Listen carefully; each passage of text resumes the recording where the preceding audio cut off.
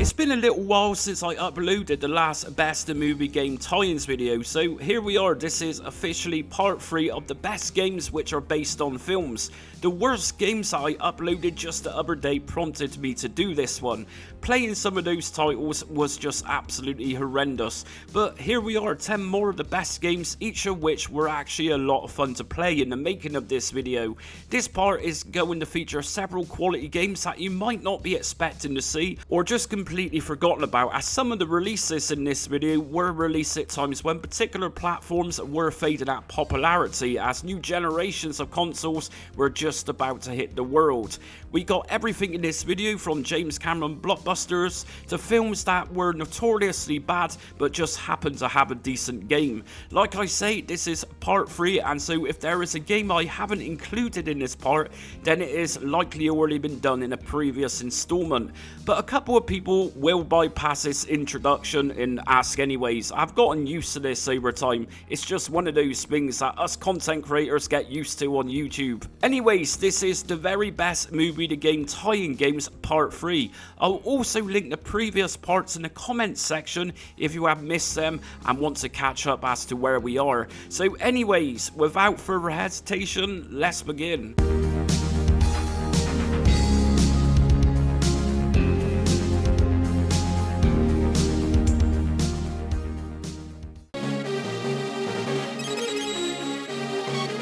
The last game you was expecting to see in the best film game tie-ins video is Back to the Future, and that's not really surprising. As I discussed in my worst film game tie-ins video recently, Back to the Future had some absolutely horrific games for the trilogy of films, and I think everybody is pretty much aware of that at this point. But here we have a strange oddity of a game known as Super Back to the Future 2, which was a Japanese exclusive, which released by Toshiba EMI in 1993.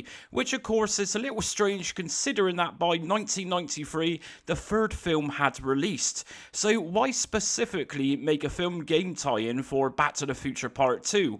Possibly because Back to the Future 2 had the best look about it, and by using an art form known as Super Deformed, could provide us with that very cutesy, almost anime look about it. And I personally think it looks good rather than making it look realistic with digital imagery, which was fairly popular technology at the time of this game's release. Super Back to the Future 2 differs tremendously from any Western attempt, and Back to the Future in this game is actually a fun game to play.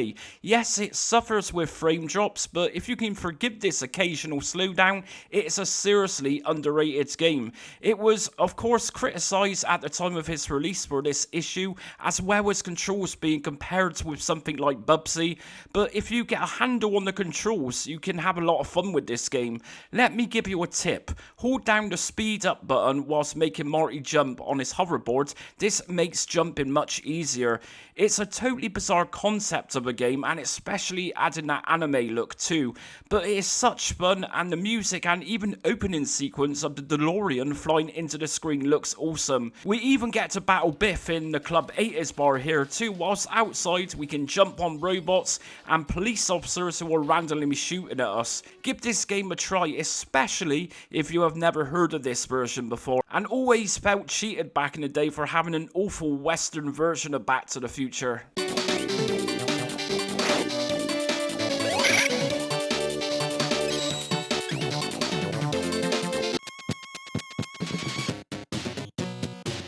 My absolute favourite Ghostbusters film of all time, and let's just pretend for a minute that that pitiful 2016 nonsense never happened, and so it simply doesn't count. So there.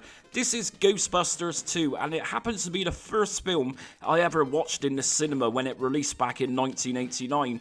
And of course, if you were a kid throughout the early 1980s and going into the 90s, Ghostbusters was a major deal for kids back then. Although the franchise is happily keeping afloat in recent years with Afterlife and Frozen Empire, which are both really good films in their own right. I also had 3 Commodore 64 Ghostbusters games growing up, 2 of which were based on the films, as well as the real Ghostbusters. Do you remember that cartoon? I got to say that the original game didn't appeal to me much, the sequel was ridiculously hard, and the real Ghostbusters game was just, well, meh. So here we have New Ghostbusters 2 on the NES. To my understanding, this was a PAL exclusive. It's kind of confusing because there was also another Ghostbusters 2 game on NES, which was very different to this game that you are watching. But by far, this New Ghostbusters 2 game is without a doubt the best one. It's got a lot of charm to it, and it also uses that all cutesy Nintendo style sprite design. The game itself is fairly faithful to the film. For example, we start off the game by fighting through the courthouse and navigating around different rooms following arrows of where to go. Before the game begins, we need to select our main character, in which case I selected Peter Venkman, who I am moving around in the game as well as using the proton beam, whereas I also need to select a second member of the Ghostbusters, which I chose Egon, who acts as the Ghostbuster who opens the ghost trap to suck in the ghosts. We can even play as Lewis in this game. Sure, he wasn't actually a Ghostbuster as such, but he at least wore the uniform at the end of the film and thought he truly saved the day whilst the Ghostbusters are battling it out against evil Vigo. We get to fight bosses in the game such as the Scoleri brothers. We even get to walk through the underground train system. Like I said, it's a very faithful and cute game to the film. This is a seriously fun game with some great sounding music from the film too, only an 8-bit chiptune version.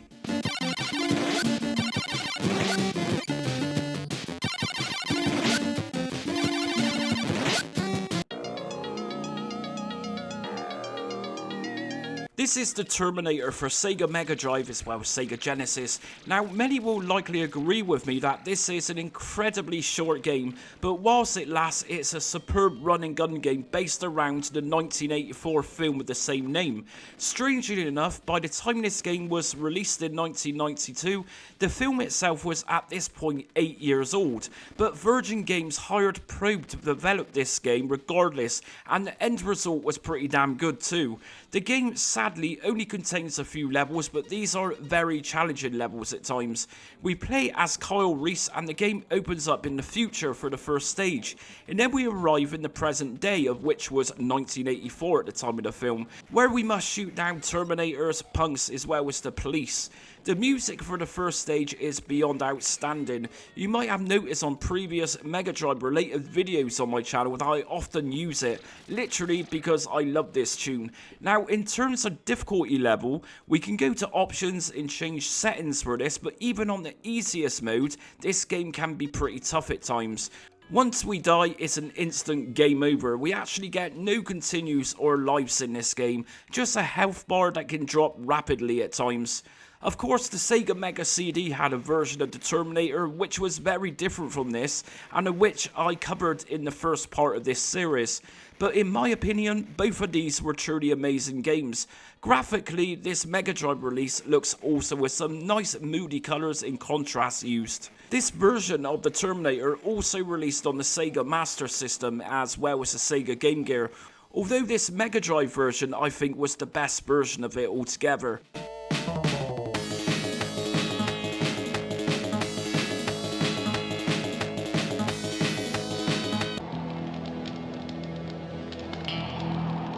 Yes, I know what you're thinking. Out of all James Bond films, where is GoldenEye, and why is this third-person shooter taking its place?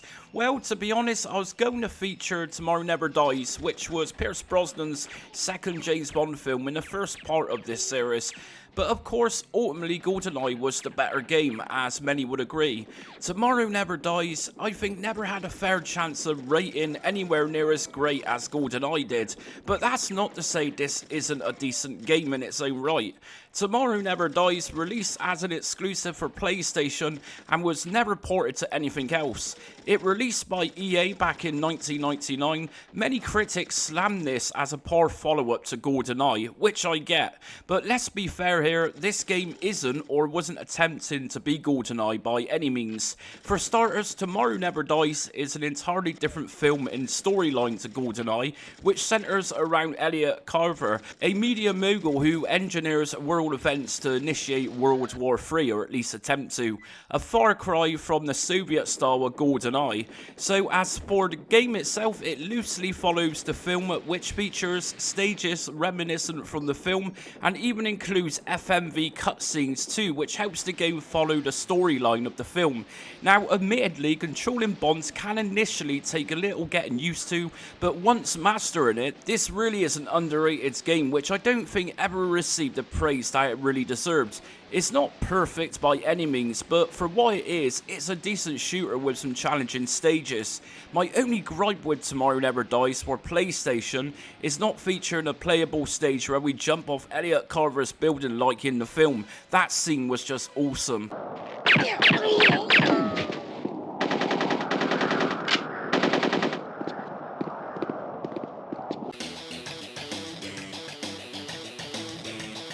Next up, we have the awesome Arnold Schwarzenegger and Jamie Lee Curtis 1994 action comedy film True Lies.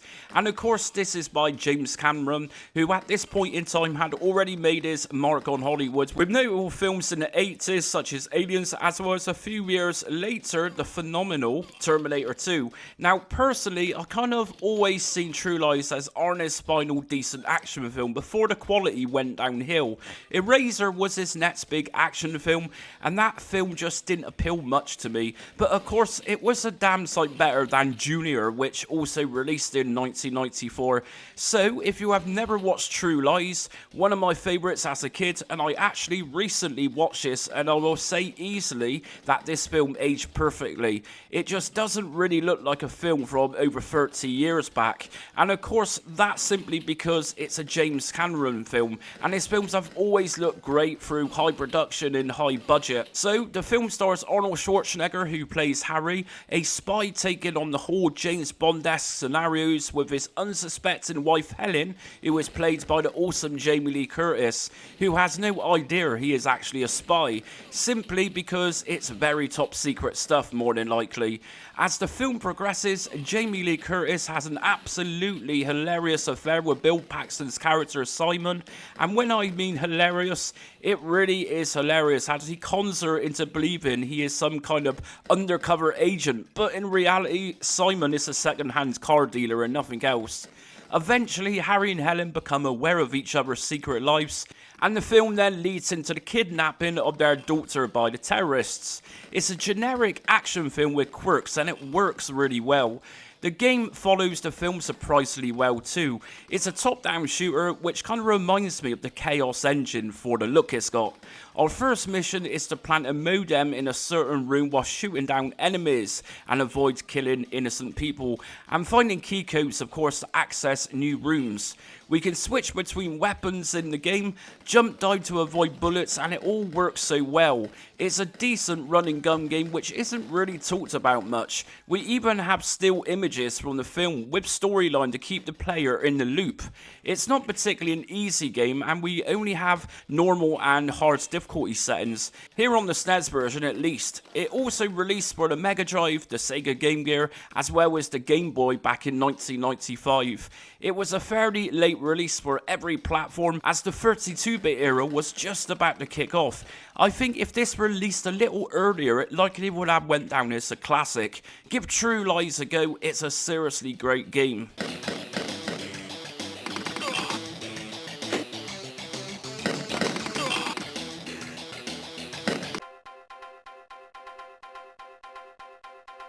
It's widely known that RoboCop 3 was a disaster of a film. Script changes, terrible storyline, the killing of Alex Murphy's partner Lewis, RoboCop being blown up by a rocket launcher, a little girl who plays a hacker character to take down Ed 209, the horrendous CGI used at the end of the film where RoboCop flies across Detroit.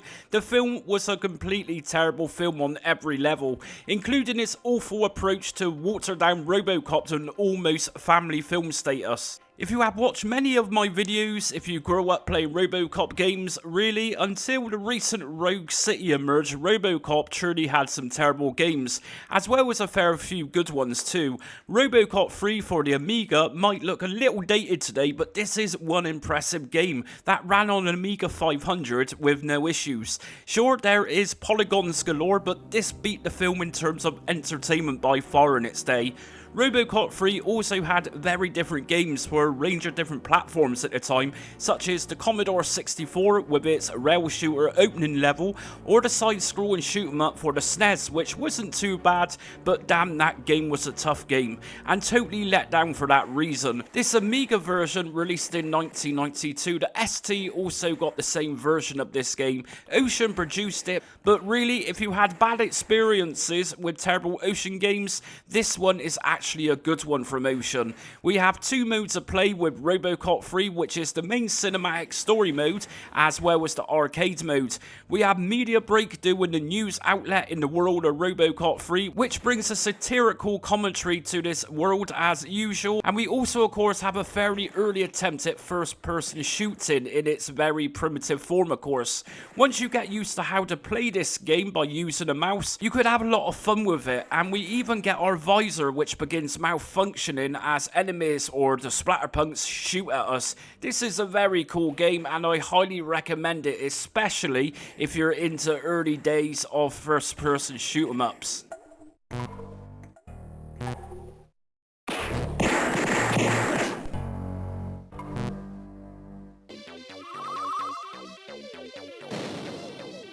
A couple years prior to Pierce Brosnan becoming James Bond or Sally Field's boyfriend in Mrs. Doubtfire, we had a major Hollywood sci-fi hit known as The Lawnmower Man, a film about virtual reality, and in many ways it was way before its time, and the CGI was absolutely groundbreaking for a film from 1992. Pierce Brosnan plays a scientist who takes an interest in experimenting with a gardener played by Jeff Fahey, who is intellectually delayed. Throughout the film, we see the scientist stimulating the gardener's brain with drugs and, of course, virtual reality. As the film progresses, we see the gardener's increase in intelligence, but this is where it all goes wrong. With his now superhuman abilities, he also becomes obsessed with becoming a digital being. Like I say, way before its time, and very cleverly written scripts too. It kind of reminds me of that awesome Scarlett Johansson film, Lucy. Oddly enough, we had a game from the film which wasn't really expected due to the content and nature of the film, but it actually works so well. If you are familiar with the development team known as the Sales Curve, they ported some awesome arcade games from the 80s, such as Silkworm and also Swiv, amongst many more, to microcomputers. The game itself has two elements, a side-scrolling shoot-'em-up, as well as an absolutely well-crafted 3D simulation world. The 3D levels are likely some of the best seen on the Super Nintendo, which is of course the version that I am playing here. Lawnmower Man also released on a few other platforms, including IBM PC and even the Macintosh. I borrowed this from a friend in school, and this is the version that I personally think is the best of the bunch. Its soundtrack is awesome and, shall we say, very 90s. It's definitely one of a kind game that sticks out, and this is a fairly challenging one too. We get to shoot at monkeys, blow up vans that looks a little bit like Mr. T's 18 van. We also get to battle petrol stations, collect CDs, and fly through awesome virtual worlds. I totally recommend this game to anybody who likes some quirkiness in their games.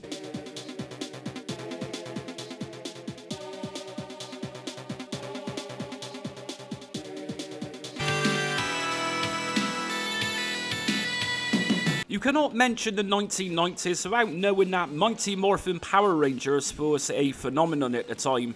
The original Power Rangers was awesome morning viewing before school, and being such a fan of Karate Kid and general action films throughout my childhood, Power Rangers was a no-brainer. It was a cheesy camping fun, and yes, I even realised how terrible it looked at the time. I mean, Megazords battling big bad monsters around cities, like something straight out of Godzilla. It looked tacky and still does look tacky, but damn, I loved the Rangers as a kid. If you loved this as a young young teenager, then you likely had a sticker book too by Saban. So after its huge success, a major motion picture came along in 1995, and I was seriously hyped for it at the time. It didn't disappoint. The main opening sequence with the Rangers jumping out of an airplane whilst playing the Red Hot Chili Peppers Higher Ground was awesome. It was a visual upgrade for the cheesy series on ITV back in the day, and the Power Rangers outfits looked awesome too. Everything pretty much had an upgrade with this film. Not surprising then that the Power Rangers had several games over time, and even as recent as 2024 with Rita's Rewind.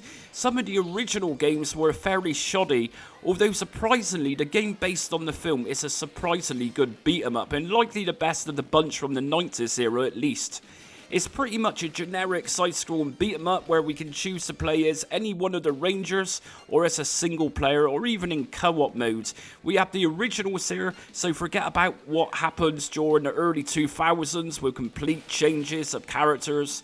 This is the proper Power Rangers. We get to fight the Putty Squad and even fight as Megazord. The game doesn't really follow much around the film itself, but it's a decent game and it gets better a few levels in.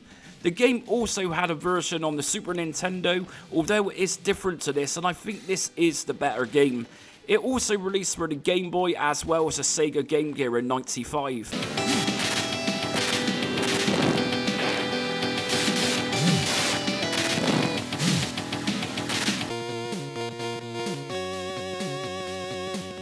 Why exclude the Game Boy when it also had some very awesome film game tie-in games? So of course this is Batman, and it is based on the original Tim Burton 1989 film, which totally gave the fairly dated franchise a whole new look at the time.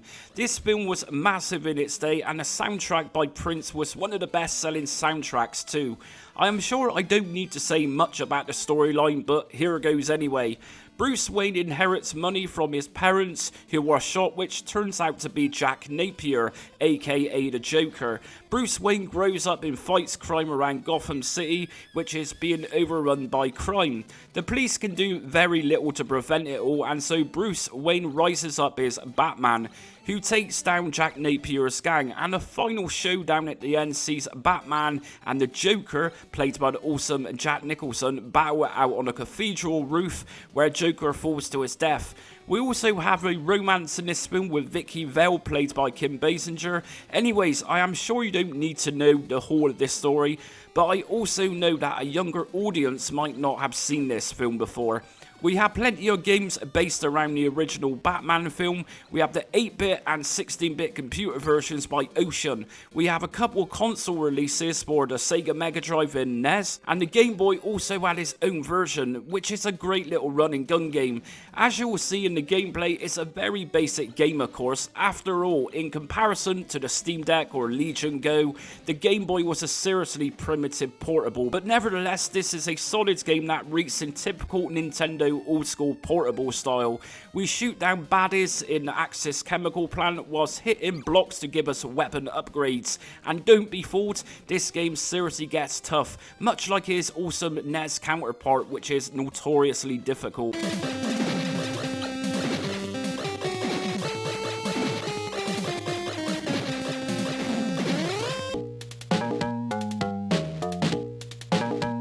Predator 2 isn't the sequel that fans of the original 1987 Arnold Schwarzenegger film was expecting, although a nice change of scenery where we see Predator set in a city rather than the jungle, and of course we have the awesome Danny Glover as the main protagonist of the film, who was of course known previously as Mel Gibson's stressed out police officer partner in the Lethal Weapon films.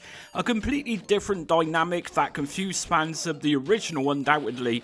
We are now facing an urban setting with narcotic cartels and so on. This city is a broken city. Although Predator 2 released in 1990, the film itself is actually set in the year 1997. The Predator isn't here to make friends, as it kills gang members and pretty much anyone else who he comes across. The humans are the prey after all. Predator 2, just like many other games in this video, had different versions spanning from the ZX Spectrum, Commodore 64 and Amstrad, which each had a separate game from the Sega console versions, which was more or less a rail shooting affair. The 16-bit computers also had the rail shooter style too, although looked obviously nicer. We then come onto the Sega console versions, which are again different. The Master System version was in a similar style to what you see here, but only it wasn't an isometric style game, although not a bad game nevertheless. So I believe the best version of Predator 2 was actually on the Sega Mega Drive or Sega Genesis. We don't see much of the Predator in the game, to be fair, or at least the first few levels, that is. What we do have though is a really awesome isometric shoot 'em up where we play as Harrigan from the film. We need to navigate through several levels here, rescuing hostages from the gangs on the streets while blasting away anybody else in the way. We collect narcotics or points and can even throw grenades if we collect them.